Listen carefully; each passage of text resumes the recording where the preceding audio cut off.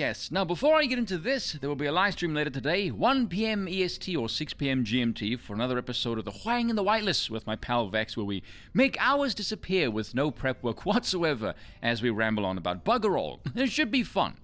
Now, with that being said, I haven't done an article in quite a long time, so I thought I would read this one, explaining the post-World War II problem through James Lindsay's meltdown, because for some bizarre reason, he has yet to realize he's gone completely insane.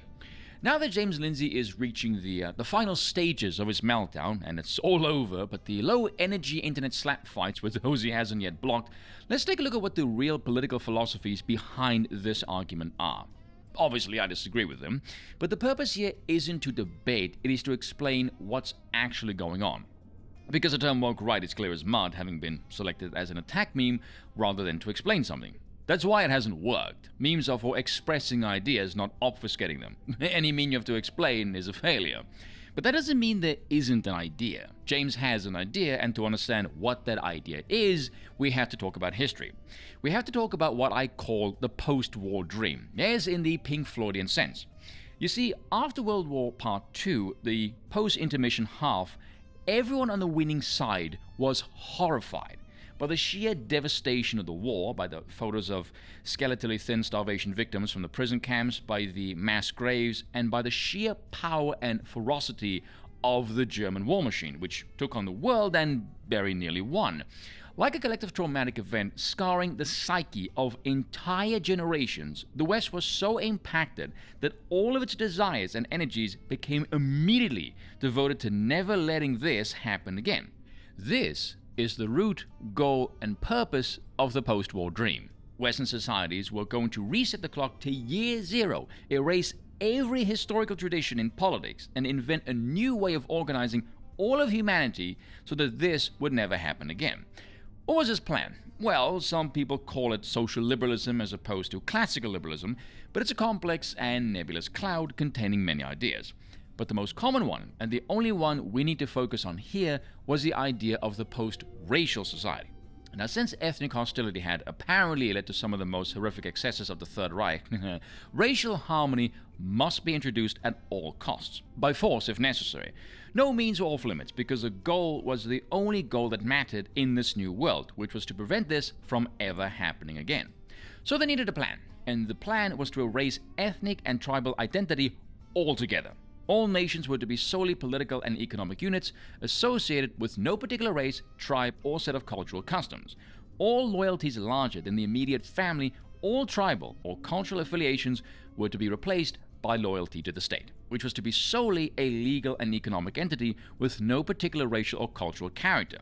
Now, in order to implement this plan, legal pressure had to be applied within each nation to prevent ethnic solidarity. This is why, for example, President Eisenhower turned the army loose on his own people and their children to force tribal mixing within the schools.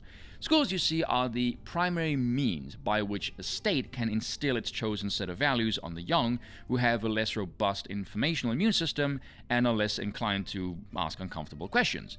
But the legal pressure wasn't enough. New concepts had to be invented in order to apply social pressure. The most important such concept was called racism. Now, racism was used to describe the intense tribal hatred that led to genocide during the war. But the rhetorical goal here wasn't to limit it to that meaning. Racism was to be used to describe any ethnic, racial, or tribal solidarity whatsoever. And by describing these two very distinct things with the same term, the goal was to create a situation where anyone who expressed tribal solidarity could be demonized as morally equivalent to the Third Reich. That was the post-war dream, and how the post-war dreamers planned to create it. Now, I've painted the post-war dream with a mildly, but not unfairly, negative brush. My purpose in doing so is not to dismiss it as insanity, but to help you understand how it might be seen as a negative, despite the fact that you've probably heard it extolled as not only a positive, but a moral imperative for your entire life. To be clear, the viewpoint of those who are invested in it is understandable. There's a clear line of reasoning behind it. The post-war dream is morally urgent to its proponents because, well, they see it as a sole alternative to genocide. That is what James is actually trying to do. He is trying to defend the post-war dream, because he is terrified of what will happen if it is allowed to die. And he will use any tactic, even intellectually dishonest or ethically questionable ones, because as a product of the post-war dream's education agenda of demonizing racism, he sees it as the sole alternative to the nightmare of the past. This is why he will, for example, call his opponents communists instead of Nazis. Communism, of course, in its modern form, is actually an extreme expression of the post-war dream, and Lindsay knows this. But he also knows that Nazi is played out as a snarl word through overuse, so he has to rely on left-coded accusations like woke and communist. So when you cut through all verbal smokescreens, what woke really means to him is assigning significance to race, ethnicity, or culture. But now that we've painstakingly worked our way through all of that, doesn't he have a point? Isn't a colorblind society a good thing? Isn't it worth some trouble? Isn't it worth not giving up on? Well, opinions vary, but many people think so this is not really a fringe position, which makes it worth talking about. But the next question is, what about the people he's yelling at? What do they think? After all, if we've gone through this much trouble to understand the post-war dream, should we not equally understand its detractors? Okay, well, here's what they have noticed about the post-war dream and why they want to scrap it and try something else. First of all, they noticed that the post-war dreamers weren't applying their anti-tribal rhetoric and lawfare to all races equally. In fact, as time went on, they applied it less and less equally and eventually only applied it to one group of races at all, the ones with pale-colored skin. Yes, that's right, in a cascade of extreme irony, the rhetoric of race blindness was applied selectively by race. They even redefined their own snarl word racism to apply solely to pale-skinned tribes under the rationalization that only those tribes had power. And racism wasn't just tribal awareness, it was tribal awareness plus power. But that power was a sort of infinitive abstract thing that didn't refer to the actual power wielded by people in positions of power, if they didn't happen to be of the pale-skinned tribe. This was, of course, at first annoying, then catastrophically oppressive. And why people started to check out of any emotional investment in the post-war dream. What good is a plan that purports to make all animals equal if it just ends up making you less equal than all the other animals? Now, Lindsay and his fellow post-war dreamers sometimes can be bothered to pay a little lip service to this idea, making vague noises about how the post-war dream needs fixing. That's because they see this effect as an aberration, an anomaly, something that just sort of happened along the way for no reason at all. In other words, it wasn't real anti-racism. And if we can go back and try it again, please, bro. Just one more time, bro. We just need to spend another 80 years trying to wipe out tribes, bro, please. If we go back to 1946 and stick the exact same fork in the exact same light socket, then everything might work out this time.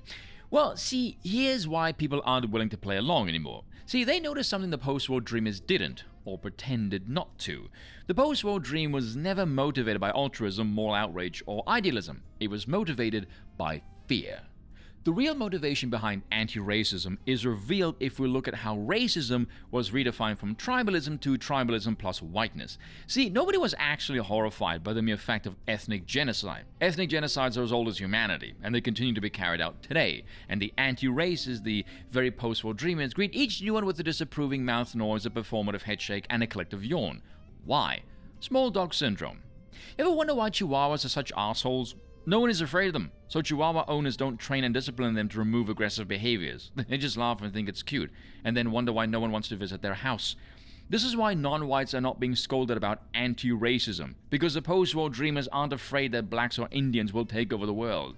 The real motivation behind never letting this happen again wasn't Nazi atrocities, it was Nazi power. The atrocities just served as a sort of seasoning. One example of what the post-war dreamers were afraid of white people doing with that power. But it was the power, not the malevolence, that created that fear. Now, to be even-handed here, many of the post-war dreamers do not consciously think, I'm doing my best to suppress white people. They think, I'm doing my best to suppress tribalism. They do believe that society should be colorblind. But it doesn't matter what you believe. It matters what your beliefs make you do. And where the post-war dreamers focus nearly 100% of their efforts is determined not by their ideals, but by their fears. And the effects of that is catastrophic for white people. They have been made second-class citizens in their own ancestral homes. That has been the real effect of the post-war dream, and many of them are simply not willing to give it another 80 years of second and third and fourth and 15th chances. They want to pick their racial solidarity back up because nobody else dropped theirs to begin with. Lindsay and his fellow disaffected leftists want to try again, but they failed to explain what's going to be different this time because nothing will, and they failed to offer any incentive to white people to play along because they have none to offer.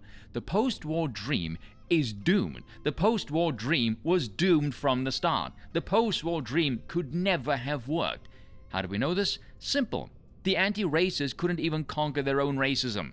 The advocates of color blindness couldn't even make themselves colorblind. Even the very strategies they used to advocate neutrality, they could not apply neutrally. When even the high priests do not believe in the great Godhead, the temple has fallen. I understand why James is afraid to let go and why he is afraid to let go, but PTSD is not a sound basis for the political philosophy of an entire civilization. It is time to put the fluffy security blanket down and grow the fuck up. And check out the live stream by clicking the link down below. Cheers for watching, and once again, I apologize for nothing.